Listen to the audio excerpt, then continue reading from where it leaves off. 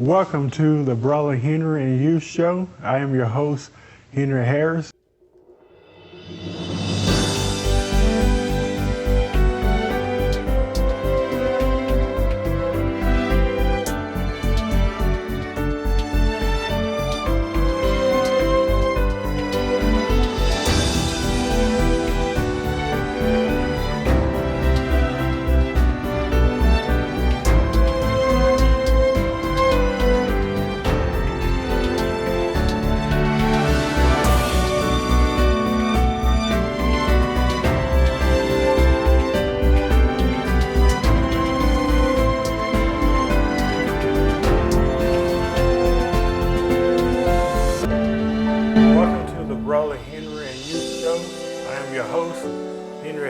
Thank you for watching today. I'm so honored as always. I say that all the time. I really appreciate our audience for tuning in. Depression and anxiety is something that many of us struggle with. Many of us need to be educated on the subject or need to be informed. And today, that's what our subject is going to be. We're going to talk about depression and anxiety. Cortney Dueming is a licensed professional counselor with a master's degree in counseling, psychology, and education from the University of South Dakota, and is board certified through the National Board of Certified Counselors. She also has counseling services here in Springfield called Counseling on the Fly. And Cortney, thank you so much for taking this time to be on the show today.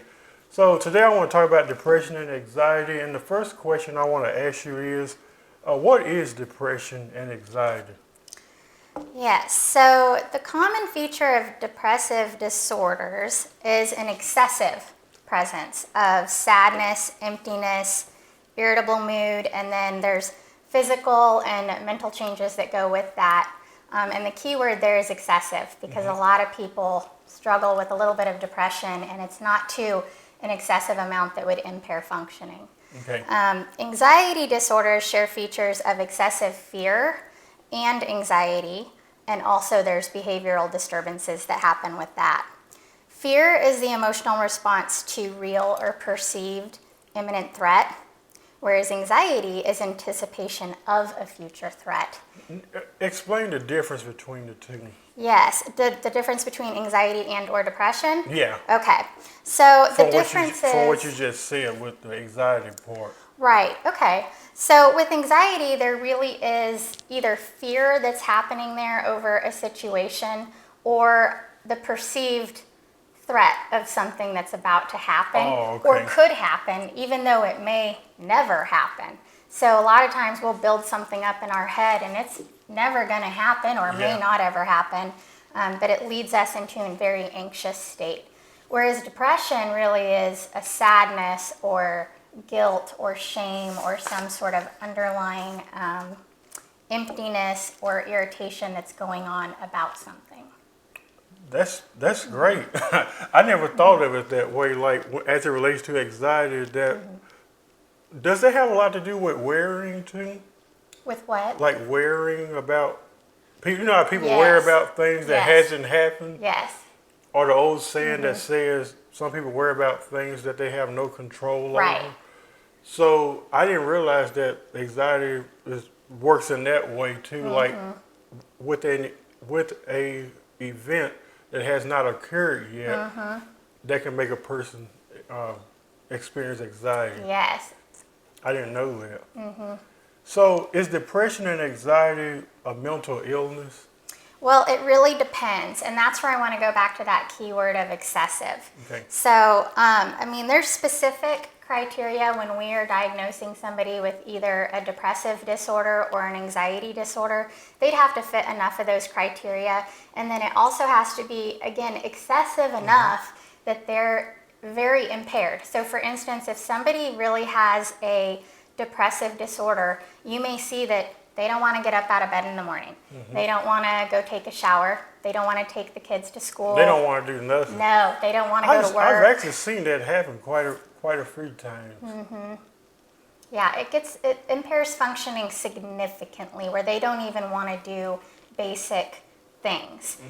Whereas you could have somebody else who's dealing with depression, but they're going to work, they're taking their kids to school, they're helping their kids with their homework, they're going to bed at night, they're able to still function, pretty normally.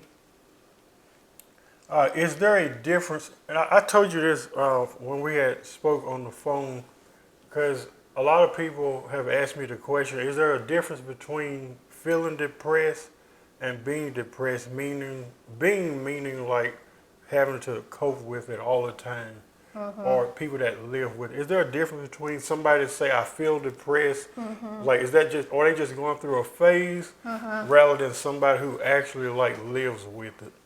Yeah, so it can be a little bit of both. So for most people, they're feeling depressed, they may use the word depressed. We may not call it depressed, but there's something that's really just hurting them or bothering them all the time. And it could be because of very real circumstances, like they have an extremely stressful job, they have a boss that they just can't stand to be around, they have coworkers that they can't stand to be around, or they may have a partner who might be in a relationship that's extremely difficult, or maybe the kids are kind of pushing them over the edge, or so something really significant that's going on there. That, I would say, is not really a disorder or mental illness. Those are real circumstances where if the person could change their job or partner, or somehow make life more better in those areas that are causing them so much stress and sadness, then they may see that it goes away altogether. Thank you for answering that. That's great. What are some of the leading causes to depression and anxiety? So going to situational issues, it would be some of those that I mentioned, but I did kind of make myself a list here because there's a lot of things. So situationally, anybody could be having depressive symptoms if they feel isolated, if they have physical health issues, if they have relationship problems or family problems. It could be their friends. Maybe they have toxic friends. Could be their work environment, or just feeling lonely. Hormonal changes for women would be a big one, and that's obviously happening monthly to have to be going through those changes. Sickness can cause it. Stress, overwhelm would be one of the biggest that I see. Usually when we can pinpoint where the stress and overwhelm is coming from, and then change that, the depression or anxiety goes away. And so first things first, if you can change anything in your world that's creating that overwhelm, you may see it lift all by itself, like you do actually feel better. The other one, though, would be health, because a lot of people have a deficiency in vitamins or minerals, or have a thyroid disorder or something going on in their body that's not been diagnosed. And those things create depression or anxiety symptoms also. So you want to make sure that the right thing's being diagnosed there. It may not be a mental illness at all. Can depression and anxiety be cured? Yes. So there's a lot of things. That's good news to a lot of people who may be suffering with depression and anxiety. Yes. Most of the time, yes. There are some people who live with depression a long time, and we, usually call that, we have specific diagnoses that are long-term depression that's going on. Obviously, grief would last a long time also. If you've lost someone, and loss can mean anything: a job, a kid, a person, just something that was significant to the person. If they lose that, they're going to be going through grief. Obviously, if it's situational depression or anxiety and they get themselves out of that situation, then that's going to cure it. Medication management definitely can help people if they're taking the right medicine, because everybody's body is a little different. And so I would say, if you're working with a professional and they prescribe something that's not working, then make sure they find something that does, because there's a ton of stuff on the market that is helpful to that. But situationally, that's the big one. Change the stuff that's causing all the stress or depression or grief so that you're able to move on. The other one is that using substances or alcohol can absolutely create depression or anxiety. And so, maybe try not using those things and see if you start to feel better. So those would be the easy ones right there of how you could change and cure that. Thank you. And the next question is, does depression comes in different forms? Yeah, so this one's kind of links to some of the other stuff we've talked about. And I want to make sure that I answer this in the way that you want, which we've talked about it a little bit. But so some people will experience depression because it's biological. Like maybe, their parents or parent had it, their grandparents, maybe they live in a situation where it's just kind of perpetual depression that's just everyone's experiencing. It's just kind of passed on biological. And that is where you would want to be talking with a doctor about medication management and getting the extra help there with those things. Whereas for a lot of people, it is just situational depressions or anxieties, and learning the skills to not be thinking about everything all the time in a worrisome manner, instead living more expectantly of like, okay, well, if that happens, I'll cross that bridge when it comes. Or if it really is going to be bad, I'm smart enough to problem solve through it because I've problem solved the rest of my life. It's surely not the first time someone's been through a really difficult spot. Yeah. And we're smart human beings. We problem solve every time something bad happens. So if we can kind of get on top of that of, I'm going to problem solve this too. Okay, maybe that's going to happen, but maybe it's not. So I'll just wait for it to actually happen and then decide what I'm going to do from there.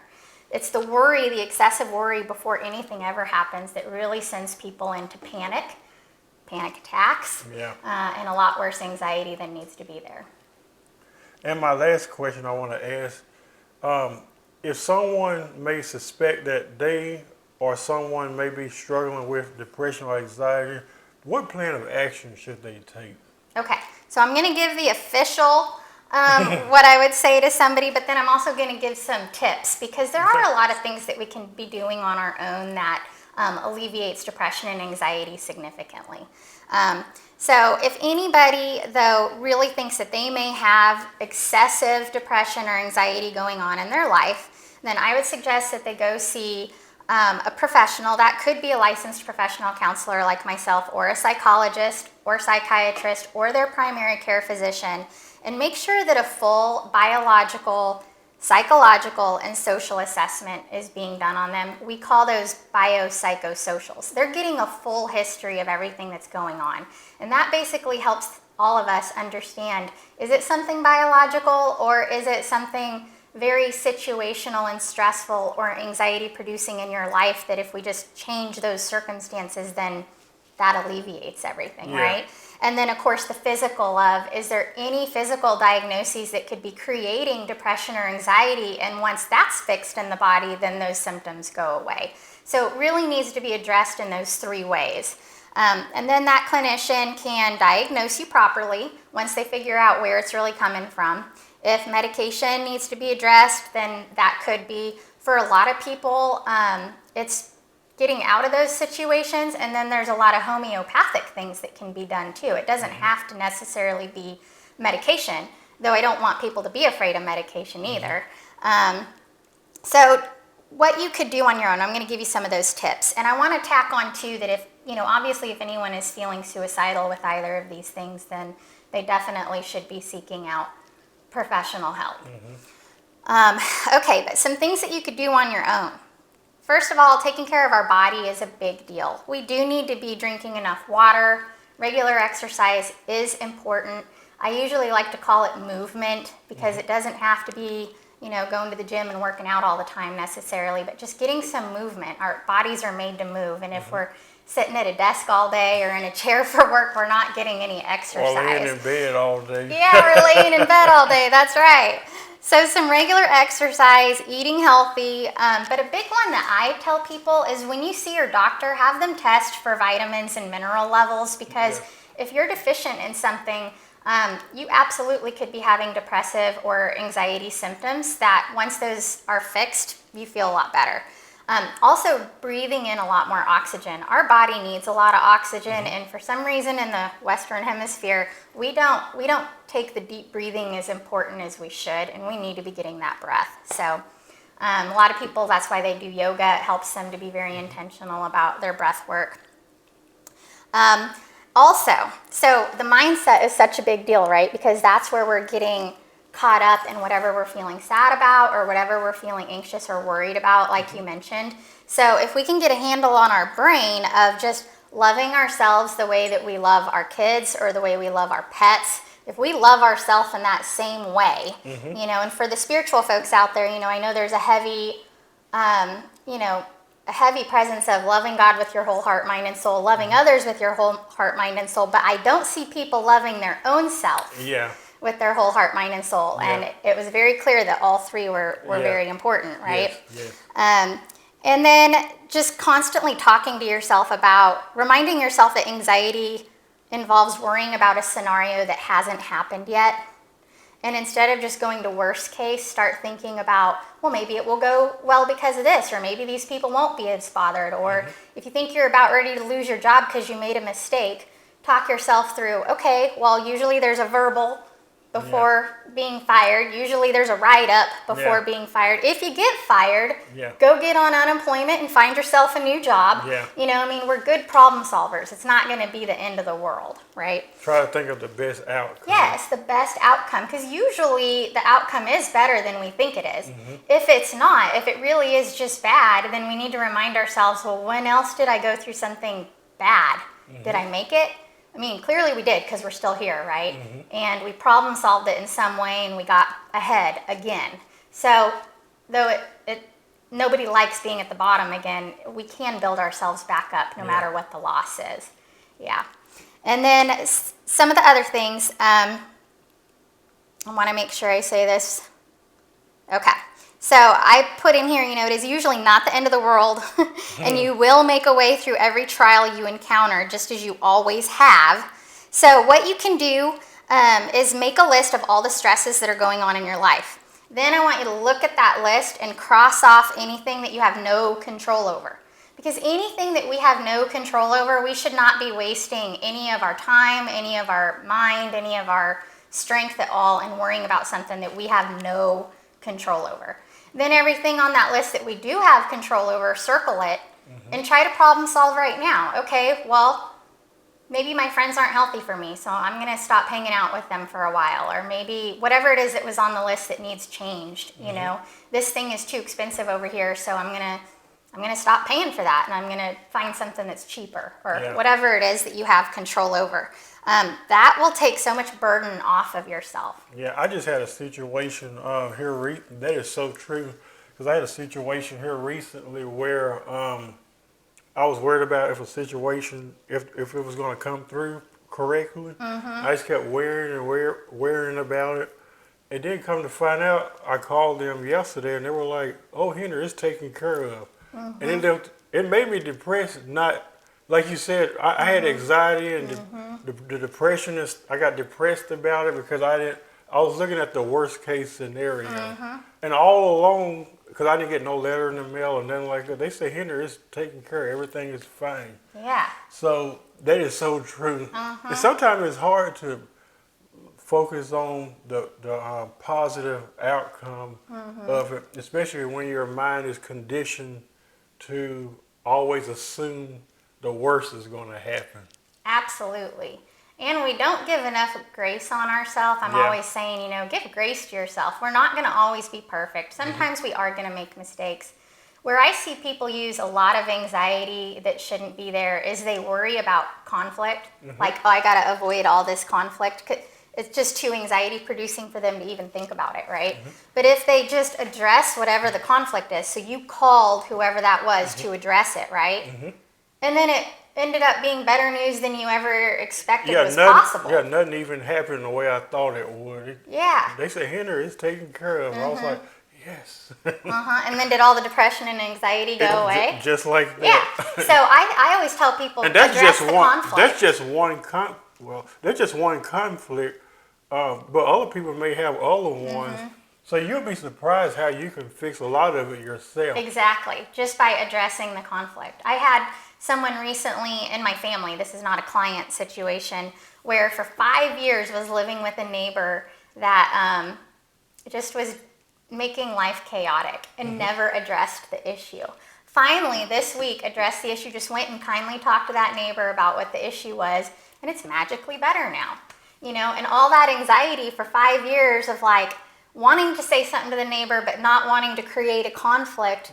You know, they had to go 5 years then of dealing with that issue that could have been taken care of in a second. Yeah, just like that. Yeah. Thank you so much. I appreciate it. You're welcome. What a wonderful interview. For more information about depression and anxiety, and you can always, if you live here in the Springfield area, you can connect with Cortney at counselingonthefly.com. She offers many other services. What other services do you offer? Yeah, I offer, I am a licensed professional counselor, but I'm also a life coach, specifically for women. I specialize in women's counseling and life coaching. So life coaching I actually do for women across our nation. Counseling is dedicated to Missouri, where I'm licensed. Okay, that's awesome. So we'll put it on the screen, Cortney, on thefly.com. Thank you for watching. If you're struggling with depression or anxiety or know someone that is, I think this video will be very beneficial to them. May God bless you. We'll see you next week.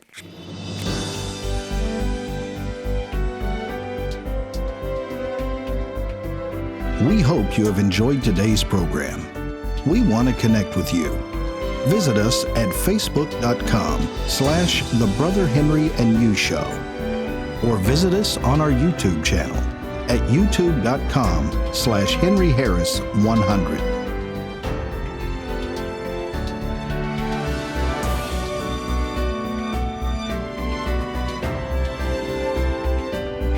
We're so grateful you tuned in today and hope you have a fantastic day.